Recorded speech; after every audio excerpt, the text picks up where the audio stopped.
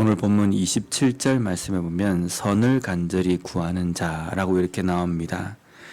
여기에 구하다라는 이 단어가 원래 의미는 아침 일찍 일어나다라는 이 의미가 담겨져 있습니다. 선을 구하는데 어떻게 구하냐면 구하는 사람의 태도는 아침에 눈을 뜨자마자 어떻게 내가 선을 구할 것인가 이렇게 생각한다는 겁니다. 아침에 눈을 뜨자마자 그리고 잠자리에 눕는 그 시각까지 계속적으로 깨어있는 동안에 선을 구하는 사람, 어떻게 하면 내가 선을 행하면서 살 것인가 이렇게 고민하며 살아가는 사람에게는 은총이 있다. 이게 또 은총이라는 이 단어도 원래 의미는 만족이라는 단어 의미가 담겨져 있습니다. 그가 그렇게 아침부터 저녁 늦게까지 그것을 구하기 때문에 그가 구하는 그 목적대로 만족함을 얻게 될 것이다 라는 의미입니다. 반면에 악을 더듬어 찾는 자에게는 악이 임한다 라고 이렇게 되어 있습니다. 여기 더듬어 찾다 라는 이 단어도 보면 부지런히 구하다 라는 뜻이거든요. 악을 더듬어서 찾는다, 악을 부지런히 구한다. 이것은 원래 그 사람이 악하기 때문에 그냥 자연스럽게 사는 게 악한 삶이 아니라 의도적으로 악을 찾아서 행하려고 하는 그 의미가 이 단어에 포함이 되어 있습니다. 그냥 가만히 있는데 원래 천성적으로 악한데 행하는 모든 것들이 그냥 악하다 이게 아니라 원래 그 천성적으로 악한 것도 있지만 우리 인간이 원래 태어날 때부터 악한 존재지 않습니까? 그런데 거기에 플러스 더해서 어떻게 하면 내가 악한 삶을 살 것인가 라는 것을 부지런히 구한다는 겁니다. 왜냐하면 어떻게 하면 내가 이게 지금 이 본문 말씀이 쭉 이어지는 것이 물질하고 이렇게 연관되어 있습니다. 어떻게 하면 내가 내 이익을 찾을 것인가 이것도 고민이지만 어떻게 하면 내가 다른 사람의 것을 내가 뺏어올 수 있을 것인가 이것만 항상 아침에 눈을 떠서 저녁에 눈을 감을 때까지 그것만을 구하는 인생이라는 겁니다.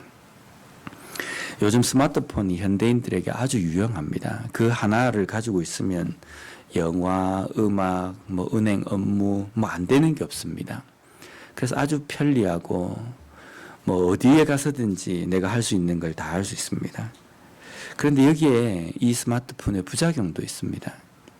눈만 뜨면 알람을 맞춰서 그 알람 소리에 눈이 떠지면 그 제대로 떠지지 않는 눈을 비비면서 스마트폰을 뒤지기 시작합니다.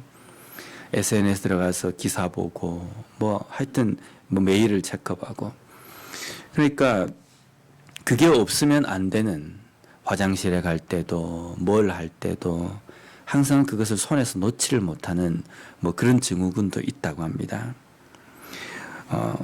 우리가 아침에 눈을 떠서 졸린 눈으로 눈을 비비면서 제일 먼저 찾아야 될 것은 하나님의 말씀이라고 생각이 듭니다.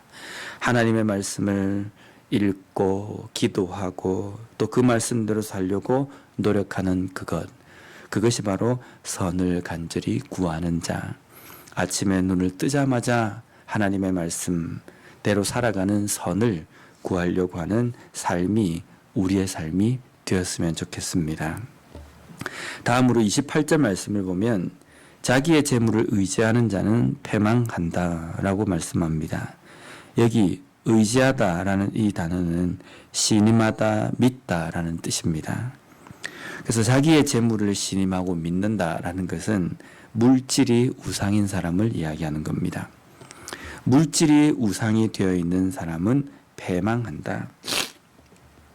반면에 의인은 푸른 잎사귀 같이 번성한다라고 말씀합니다. 의인이 어떤 사람입니까? 우리가 잠언 말씀을 지금까지 쭉 보면서 의인이라는 것은 도덕적으로 착하게 사는 삶이 아니라 하나님의 말씀대로 살아가고 하나님의 말씀을 붙들고 하나님을 경외하는 삶을 살아가는 사람입니다. 하나님을 온전히 의지하고 하나님을 경외하는 사람은 푸른 잎사귀처럼 번성한다라고 이렇게 말씀합니다. 여기 콜로라도 주에는 그런 나무를 잘 보지를 못했는데 오레곤에서 살 때 오레곤에는 이렇게 나무들이 아주 굵습니다. 그래서 가로수로 심겨져 있는 나무들도 보면 어른들이 몇 명이 둘러서야 다 이렇게 둘러설 수 있는 굵직한 나무들, 높이도 아주 높아요. 그래서 제가 보면서 야, 이 오레곤에는 한국에서는 정말 어렵게 볼 수 있는 정이품송 같은 큰 나무들이 가로수로 되어 있다. 이렇게 제가 이야기를 하곤 했습니다. 잎사귀도 푸릇푸릇하고 나무도 굵직굵직합니다.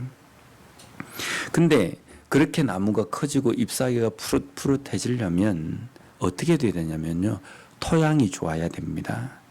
좋은 토양에 심겨져야 되고, 그리고 시시때때로 햇빛이 잘 들어와야 되고, 바람도 있어야 되고, 무엇보다도 이게 비가 자주 와야 됩니다. 메마르고 이러면 나무들이 잘 크지를 못합니다. 여기 보면 푸른 잎사귀처럼 의인은 번성할 것이다 라는 이 말씀에 담겨있는 뜻은 뭐냐면 하나님의 말씀대로 살아간 의인의 삶은 하나님께서 토양도 좋은 걸로 주실 것이고 또 바람도 시시때때로 주실 것이고 햇빛도 주실 것이고 또 필요 때마다 물도 잘 주실 것이다 라는 의미가 여기 포함이 되어 있다는 겁니다. 결국은 하나님의 뜻대로 살아가는 삶은 하나님께서 처음부터 끝까지 책임져 주신다. 그 인생을 책임져 주신다라는 겁니다. 책임을 주실 때에 어디에 심겨져 있는 것도 중요하고 또 햇빛을 받느냐 안 받느냐, 바람이 잘 통하느냐, 또 수분이 잘 공급되느냐 이런 것도 중요하기 때문에 그 모든 것들을 채워주신다라는 겁니다. 풍성하기 위해서, 내가 푸른 잎사귀처럼 풍성하기 위해서는 재물을 쫓아가는 삶을 살아가서는 안 되고 하나님을 쫓아가는 삶이 되어야 된다는 겁니다. 악인은 풍성하기 위해서 재물을 쫓아갑니다. 그러나 의인은 풍성하기 위해서 하나님의 말씀을 쫓아가는 삶이 된다는 겁니다. 왜냐하면 그 풍성을 책임져 주시는 분은 하나님이시기 때문입니다. 우리의 풍성은 물질이 책임져 주는 것이 아니라는 사실입니다. 매일매일 풍성을 책임져 주시는 하나님을 쫓는 우리의 삶이 되었으면 좋겠습니다. 29절 말씀을 보면 자기 집을 해롭게 하는 자의 소득은 바람이라 미련한 자는 마음이 지혜로운 자의 종이 되리라.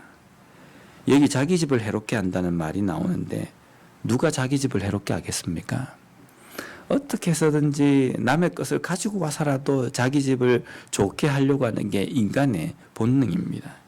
그런데 자기 집을 해롭게 한다는 것은 결과적으로 자기 집을 해롭게 만드는 행동을 하는 사람을 이야기합니다. 그래서 이 부분에 대해서 여러 신학자들이 해석하기를 나태한 자에 대해서 이야기다. 또 탐욕으로 안일함만을 추구하는 사람이다. 그리고 탐욕을 채우기 위해서 자신의 종들에게 급료를 주지 않는 자를 지칭하는 것이다 라고 이렇게 해석을 합니다. 이런 사람은 결과적으로 자기 집을 해롭게 만듭니다. 이러한 삶을 살아가는 사람, 이렇게 모아서 물질을 모아서 자기 집을 뭔가 의롭게 하려고 하지만 결론적으로 그것은 바람처럼 아무것도 아닌 날아가는 것이 되어버린다는 겁니다. 또한 미련한 자는 지혜로운 자의 종이 된다라고 말씀합니다. 미련한 자는 반드시 지혜로운 자 집에 노예가 된다라는 이 의미가 아니라 미련한 자의 삶과 지혜로운 자의 삶. 미련한 자는 하나님을 두려워할 줄 모르는 사람이고 지혜로운 자는 하나님을 찾는 사람입니다. 그러면 미련한 자는 지혜로운 자의 종이 된다는 것은 미련한 자의 삶과 지혜로운 자의 삶의 이 삶의 수준은 이렇게 된다는 겁니다. 항상 미련한 자의 삶은 지혜로운 자의 삶을 따라올 수 없다라는 겁니다. 왜 그렇습니까? 지혜로운 자의 삶은 하나님께서 끌고 가시기 때문입니다. 하나님이 인도하시는 대로 가기 때문에 하나님이 책임져 주시는 인생을 미련한 자, 하나님이 없이 자기가 자기 인생을 몰아서 가는 그 인생은 하나님께서 인도하시는 인생을 쫓아갈 수 없다는 겁니다. 하나님의 인도하심대로 하나님의 이끄심에 온전히 맡기고 살아가는 삶, 그 삶은 항상 수준이 그 삶의 위치가 높은 곳에 있다라는 말씀입니다. 아침에 눈을 뜨면 우리에게 선택이 있습니다. 어떤 선택이냐면 하나님의 말씀대로 내가 쫓아서 살 것인가, 아니면 나의 죄된 속성, 세상에서 요구하는 여러 가지 물질적인 담력, 이런 것을 쫓아갈 것인가. 그 두 가지의 선택의 기로에 있어서 우리는 하나님의 말씀을 쫓으며 살아가는 삶이 되었으면 좋겠습니다. 그러므로 말미암아 하나님께서 인도하시고 하나님의 말씀대로 살아가는 인생이 어떠한 위치에 있는지를 주변에 있는 모든 사람들에게 삶으로 보여주며 또 그 은혜를 온전히 경험하는 우리가 되었으면 좋겠습니다. 기도하겠습니다.